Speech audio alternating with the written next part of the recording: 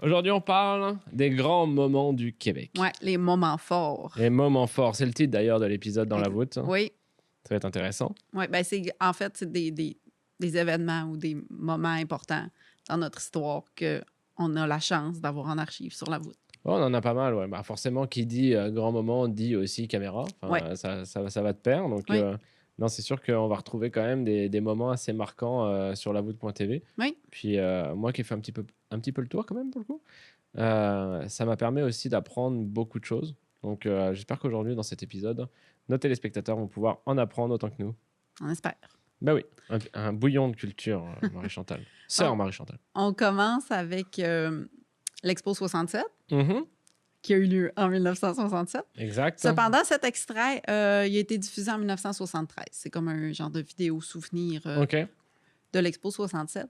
Puis, pour ceux qui ne savent pas vraiment c'était quoi l'Expo 67, en tout cas, c'est drôle parce que hier, nous, à la Société d'histoire et de généalogie Maria-Chapdelaine, on a une vente de livres usagés et les gens viennent nous porter leurs livres à la Société d'histoire.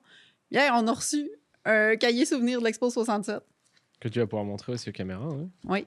En fait, c'est parce que je vais lire un petit bout là, parce que ça introduit un peu c'était quoi l'Expo 67. OK. Durant 3 ans, Montréal fut le plus grand chantier du monde et durant 185 jours, la capitale du monde. Expo 67 fut un havre magique de fraternité, un euphorique choc culturel, une méga fête inoubliable où tout semblait possible, tout en gardant de fabuleux souvenirs. Sous le thème Terre des hommes, Expo 67 visait à faire le point sur les progrès réalisés dans les domaines de l'industrie, de la science, des arts et de la culture. Rappelle-moi, l'expo, c'était une fois aux 4 ans, je crois, dans le monde. C'était ça? Je pense que oui, mais je sais pas. OK. J'ai pas checké. Mais, fait que, tu sais, c'était vraiment, en fait, chaque pays qui le recevait, le but, c'était de show off leur capacité, puis, tu sais, essayer d'être les meilleurs, en fait. Oui, bien sûr. Ouais. Fait qu'ils ont mis le paquet pour vraiment faire... Puis il y a eu des grandes constructions qui se sont faites justement pour l'Expo 67. Oui, des constructions qui existent encore puis qui sont encore utilisées comme à Montréal. Habitat 67? Oui. La grosse boule aussi, comment qu'elle s'appelle? La biosphère. La biosphère. Ouais, c'était vraiment une grande fête. Là, c'est une image arrêtée, ouais, c'est ça. Alors, ils filment des photos. La prochaine archive, c'est aussi une archive là, de l'Expo 67 qui nous vient du Centre d'archives de Laval. Si je ne me trompe pas, c'est encore Armand Bélanger, tu sais, lui qui chassait des outardes. Ouais. Celui qui faisait le repas économique. Oui, puis qui fait des films amateurs, ben, il a aussi filmé Expo 67. Ben ouais, on a son nom. Okay. Ouais, puis ça devait tellement attirer le monde, ça devait être super important. Donc là, on est à Montréal, donc en 67, parade militaire. Oui, c'était comme un petit spectacle. En fait, chaque pays avait des spectacles. Là. On voit aussi des danses folkloriques de différents pays qui étaient comme en spectacle. C'est quand même vraiment intéressant. Puis on en a plusieurs des archives d'Expo 67. Là. J'en ai trouvé 2 en exemple, mais on en a au moins 5, peut-être plus. Là. Donc, un professeur d'histoire qui veut étayer un cours justement sur l'Expo 67, direction lavoûte.tv. Oui. Contactez-nous et puis ça va nous faire plaisir de vous aider. Ils vont tirer au canon? Oui. Ben là, je suppose qu'ils à blanc? Oui, c'est ça. Ils tirent pas des vrais boulets. Non, c'est ça. C'est super intéressant. En tout cas, il y avait des cornemuses. J'étais en Écosse pendant 4 mois. Ah ouais? En échange, ouais. T'as-tu porté le kilt? Alors, j'ai voulu. Ils n'ont pas voulu? Non, un vrai kilt écossais. Là-bas, la monnaie, c'est la livre sterling. C'est 1000 livres sterling. Aïe. Parce que c'est fait avec un mouton emblématique de je ne sais où, que c'est très chaud. Mais non, c'est pas achetable. Je te le dis, c'est vraiment pas achetable. Et j'aurais voulu. Puis non, ce que j'ai vu, par exemple, j'ai vu des parades militaires irlandaises et écossaises. Quand t'as 1000 gars qui jouent de la cornemuse, ça te pète les oreilles. C'est incroyable. Tu te couches puis tu l'entends encore. Ah oui. Puis ils ont un fort penchant pour la Guinness. Ouais. Oui. Un gros fort penchant. C'est le 10e anniversaire du tremblement de terre parce que, bon, j'ai dit grands événements, c'est pas juste des affaires plaisantes. Quand même, c'est sûr. Le tremblement de terre de 88, ça a quand même marqué beaucoup les gens parce que je suis née, principalement, cette journée. T'es né le jour? Oui. Ah, incroyable. J'étais née quand je l'ai vécu, le tremblement de terre. Oui. Puis ça, c'est une émission de la télévision communautaire dans Charlevoix.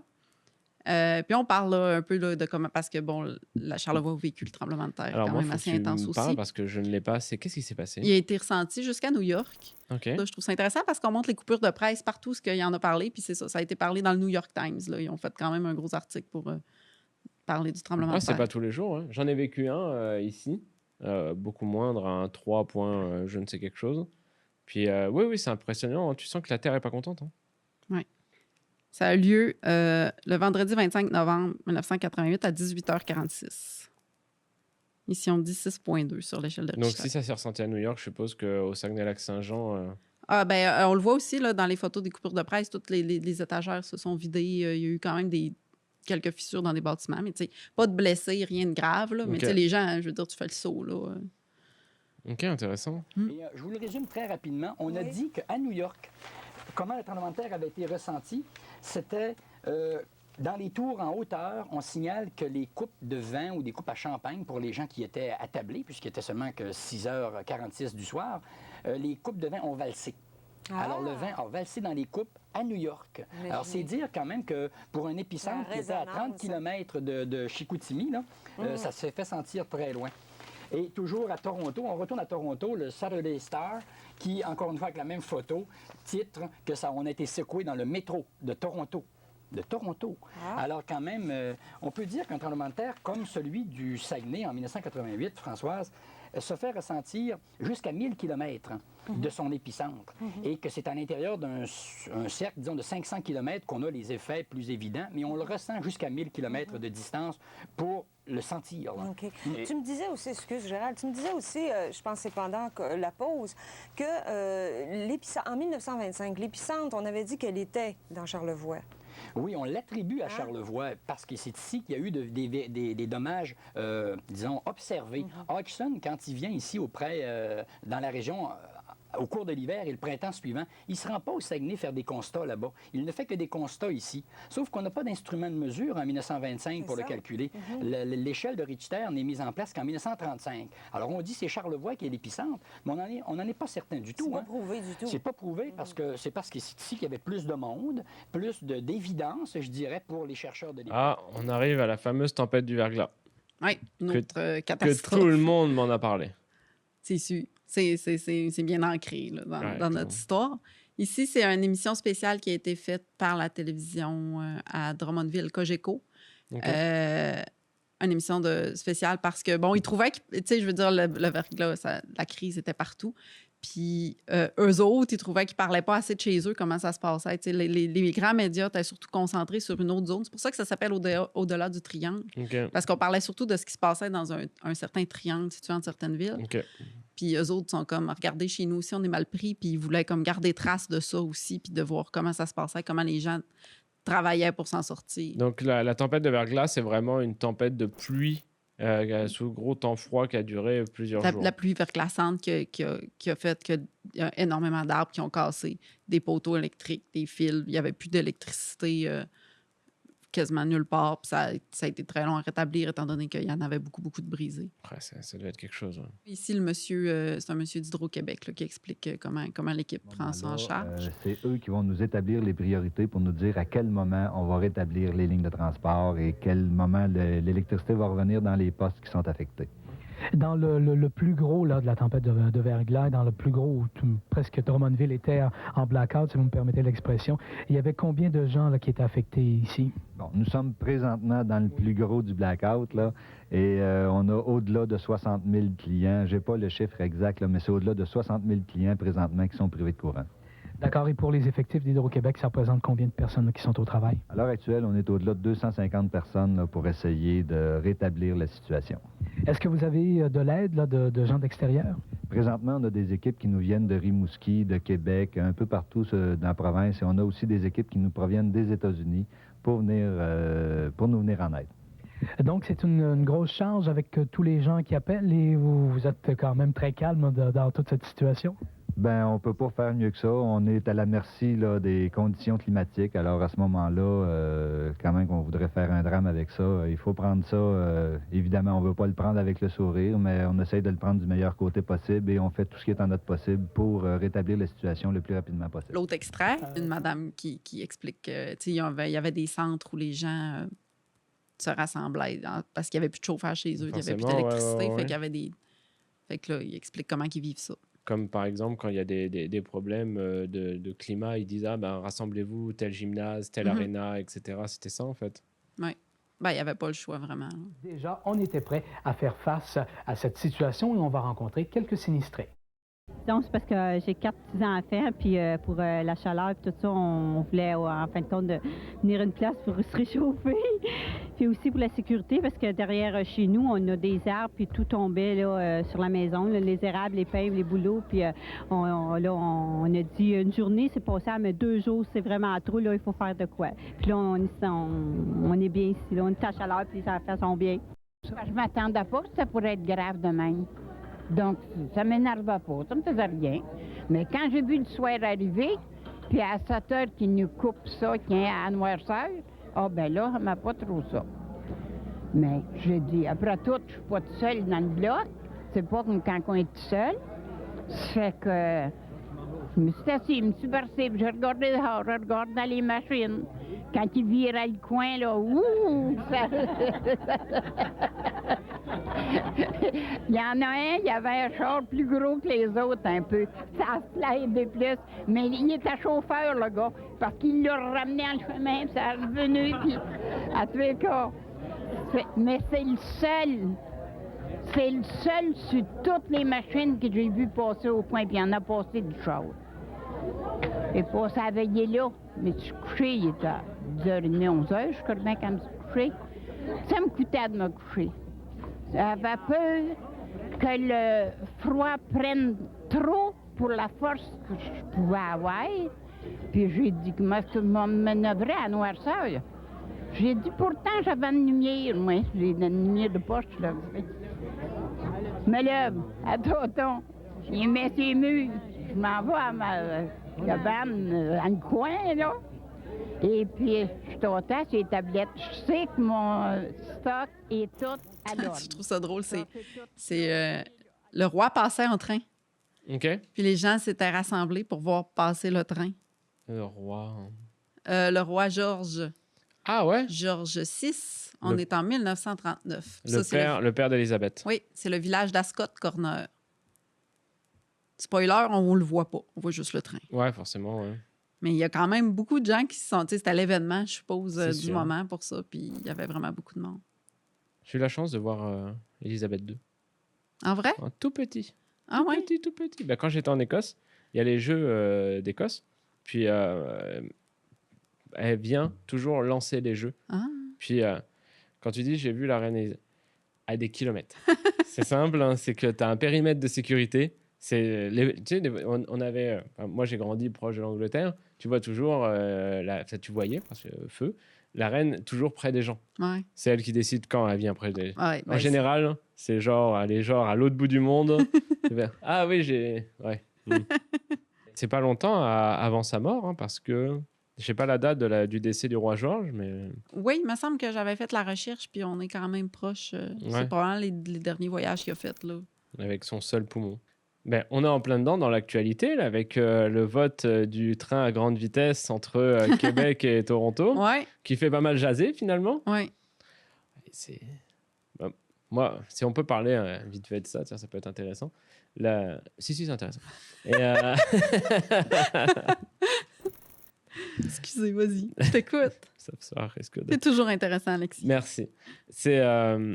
On se rend pas compte que l'avion, oui, c'est bien, etc., etc. Mais tu sais, l'électrification, etc. On est quand même une province quand on a de l'électricité, c'est d'avoir un moyen de transport à grande vitesse qui utilise l'électricité, qui permet justement aux gens de traverser quasiment 2 provinces, même si l'Ontario c'est grand, mais quasiment.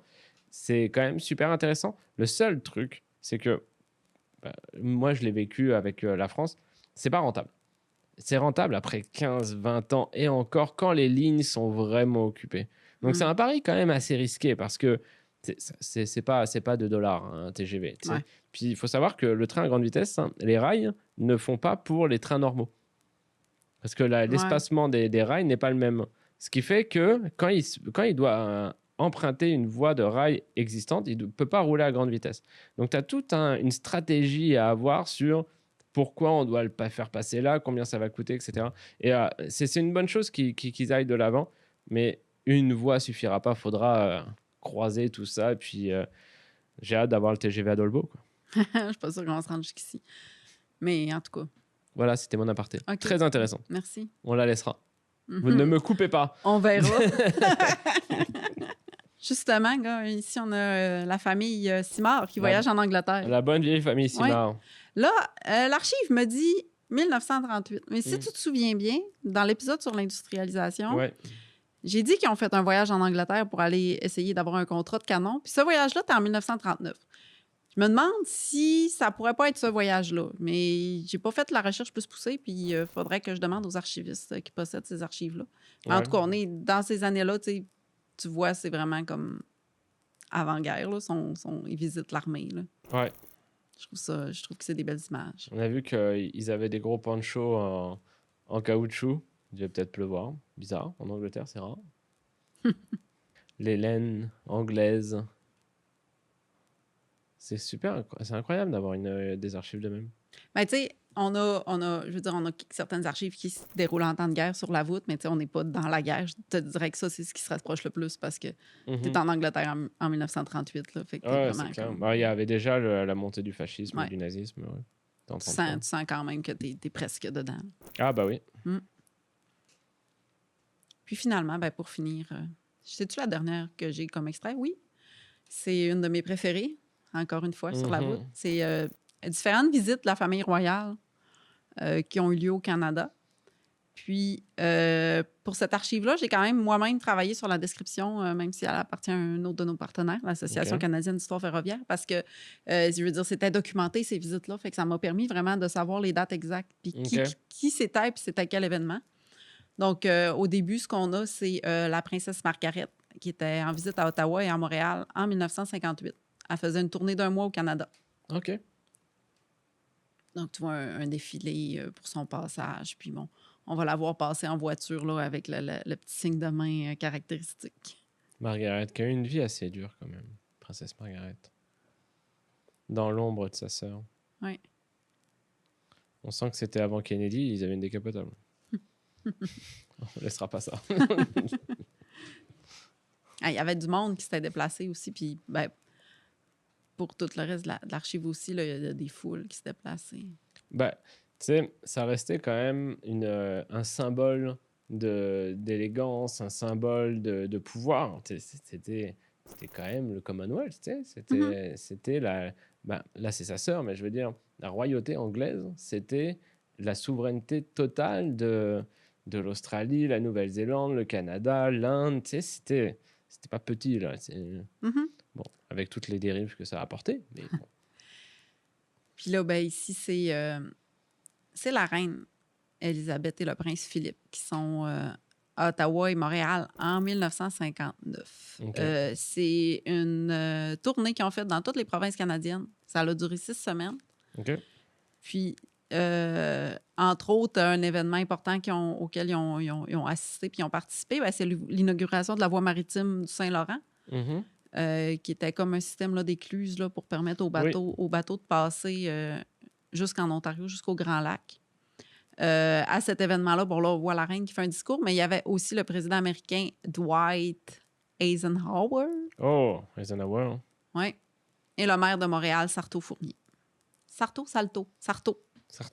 Fournier. C'est eux, avec leur navire, le Britannia, Ouais, qui a inauguré la voie maritime. Ils ont passé dans la voie maritime avec leur... ils allaient partout Leur avec navire. ce navire-là. Ils ont T'as-tu traversé le monde. écouté The Crown? Je l'ai écouté, réécouté. Puis j'adore. Je ne l'ai pas écouté jusqu'à... En tout cas, j'aimerais ça. Je n'ai pas le temps. Mais tu sais, je trouve ça le fun parce Je que je veux spoil dire... les Didi. Tu sais, je veux dire, le bateau, on le voit quand même, tu sais, dans la série puis tout. Fait que tu sais, honnêtement, ça m'a un petit peu aidé à trouver mes infos sur... Après ça, je savais ce que je cherchais, tu sais. Puis, bon, parmi les activités là, que la famille royale a faites, la reine, ben, ils ont aussi été dans un genre d'événement. Là. On va la voir en grande belle robe de soirée. Puis le maire de la ville, j'aime ça, là. On voit leurs vieilles caméras, t'as vu? Ils ont des caméras puis ils filment. C'est quelqu'un qui filme avec sa vieille caméra, d'autres mondes avec des caméras. Ouais, c'est vrai, ouais. Tu sais, quand tu y penses, là. OK. Donc, il présente une maquette, le maire. Puis, tu sais, cet extrait-là, je le voyais, puis dans l'archive, il le présente aussi à la princesse Margaret. Puis, il a vraiment fallu que je cherche. Puis, au final, j'ai pris mon lens dans mon téléphone pour voir c'était quoi. Puis, j'ai retrouvé comme l'événement. Ah ouais? C'est la maquette de la place Ville-Marie qui se prépare à construire. Tu sais, ils expliquent tout. Là, sont vraiment, je sais pas, sont contents, sont fiers de leur projet. Puis, ils le présentent à la reine en robe de soirée. L'élégance pure. Ouais. C'est les images sur lesquelles on la voit le mieux. Puis, tu sais, honnêtement, c'est... Ouais, je pense pas que sa couronne, c'est du zirconium. Hein. C'est vraiment beau. Mais, tu sais, c'est là où la diplomatie de cette dame-là est incroyable. Je pense qu'elle n'avait rien à faire de... Non, mais elle a l'air intéressée. Oui, c'est ça. Elle a l'air intéressée. C'est ça qui est incroyable. Elle est obligée. Faut qu'elle... Oui. Tu sais? Non, on s'entend pour elle. Je veux dire, ça changera rien à sa vie qu'ils construisent ça, mais... Non, mais elle avait un devoir de justement bien paraître tout le temps. C'était une vie de fou. Oui. J'aurais pas échangé la mienne contre la sienne. J'aurais pris sa couronne, juste la couronne. Quelques bijoux. Rapide. Comme ça. En plus, ça devait coûter des millions à chaque ville de recevoir au niveau sécurité. Ça, c'est incroyable, ce modèle-là, avec... Je pense que c'était la reine avec le président américain dans cette voiture-là. OK. Oui. C'est la première fois que je vois ça, pour le coup, une cabriolet / fermée, c'est spécial. Et juste un petit peu décapotable, juste pour dire que tu les vois en arrière. J'ai l'impression qu'ils reviennent sur l'estrade ou qu'ils inauguraient la voie maritime. Là. Est-ce que genre le film est peut-être pas tout à fait dans l'ordre? Oui, bien sûr. Ou ils sont retournés, là, je ne sais pas. Mais ils ont visité Montréal et Ottawa. Mais c'est sûr que, tu sais, quand on parle de grands moments comme ça, on retrace aussi ce qu'on détient. Et puis, comme on parlait dans différents épisodes, qu'on est toujours à la recherche d'archives. Oui. Et c'est sûr que quelque part, il y a encore des bobines qui demandent à être numérisées, qui retracent différents pans de l'histoire du Québec ou de la francophonie et du Canada qu'on ne détient pas. Oui. Et on travaille vraiment tout le temps justement pour se rapprocher des personnes qui en détiennent. Et puis, je suis toujours à appeler le monde à dire, garde, si vous pensez avoir quelque chose n'importe où, chez un ami, dans la famille, ou que même vous possédez des bobines, appelez-nous. C'est toujours intéressant. Nous, on est capable de vous aider, de vous orienter. Et puis, peut-être que si la qualité du film, puis il y a un intérêt justement à ce que ça soit rendu public sur la voûte, on vous accompagnera là-dedans. Puis, c'est intéressant. C'est sûr que ça capte des moments que la population, on le voit, la population québécoise était présente à aimer ce moment-là. Et pour nous, pour les Québécois, c'est vraiment important. Oui. Tu l'as dit, que ce soit le séisme, la visite de la reine, j'en oublie d'autres. On a vu pas mal d'extraits aujourd'hui. C'est ça qui est formidable, parce que sans cette captation-là, qu'est-ce qu'on aurait? On aurait la télé publique qui a fait des reportages d'1 minute 30, 2 minutes, mais on n'aurait peut-être pas tous ressenti toute cette émotion-là qui est forte dans toutes ces vidéos-là, qui est vraiment intéressante. Je conclus comme ça, c'est tout. C'est bien. En conclusion, amenez-nous vos archives, on en veut plus. C'est ça. On peut dire ça comme ça. Ah ouais, donc. C'est pas obligé d'être des grands événements, on le sait. Hein? On l'a vu là, dans tous nos épisodes. Oui. La petite histoire a autant sa place que la grande histoire sur la voûte.tv. C'est ce qui fait qu'on est capable de couvrir beaucoup de pans de notre histoire. Ouais, complètement. Ouais. Complètement. On se revoit. C'est le dernier épisode après? Oh, c'est un épisode spécial de mémoire. Oui. En fait, oui. On le garde ça en surprise? Oui, on ne dit rien. OK. Je ne parlerai pas, même sous la torture.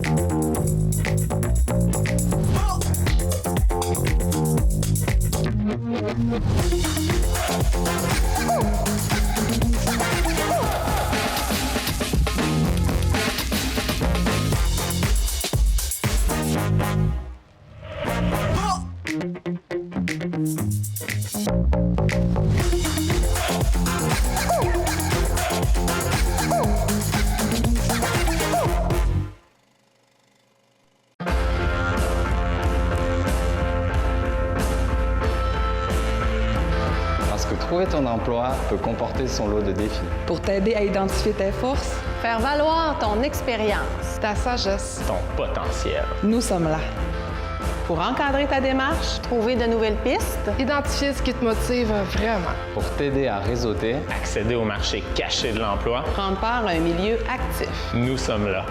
Intégrer le travail après une période de vie plus difficile. Après un moment de réflexion. Ou si tu veux changer ta situation. Nous sommes là. Pour relever les défis. Malgré les limitations. Les doutes. Ou les différences. Pour identifier tes rêves. Faire preuve d'audace. Oser aller plus loin. Trouver ton emploi. Avec nous. Ici, c'est possible.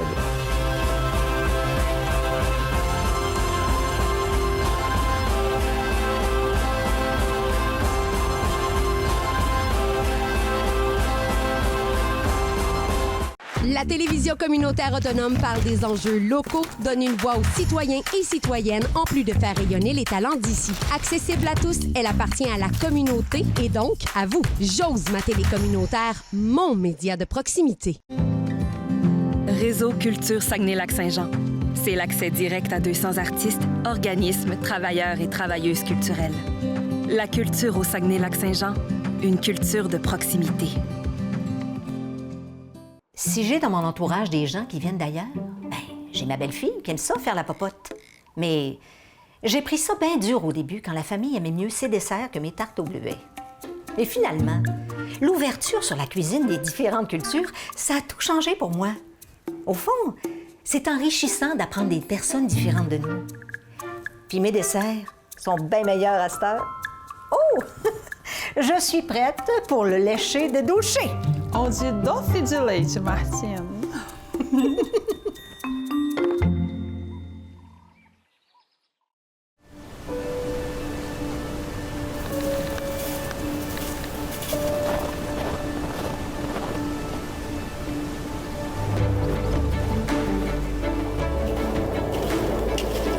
Ça paraît pas, hein? Mais je suis sur mon heure de lunch. Ça t'intéresse? Fais comme moi. Ose le PD Bleuet.